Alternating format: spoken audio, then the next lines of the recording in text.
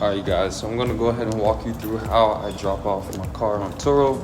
So currently I am going to drop off my 2018 Porsche Cayenne at the airport.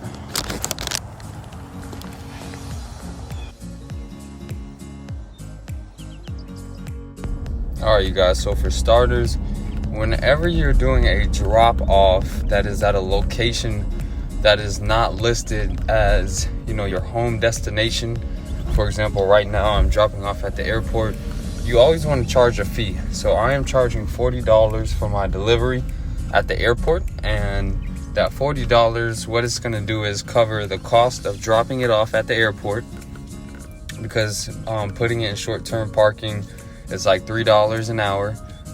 It's not going to be there too long. The client's going to be able to get it in no time.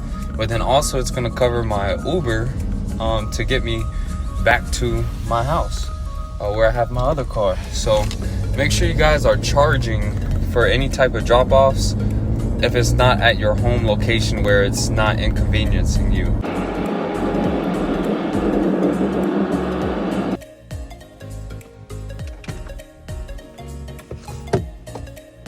So this clamp right here, this comes on and off.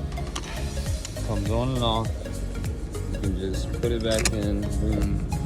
And then I just put the key in here. And then when I put the key in there, just have a code there, mix it up. Now they can't get to it. And then you close it. Boom, you're good. Can't forget the finishing touches. Add the black ice. Quick video inspection, make sure everything is good.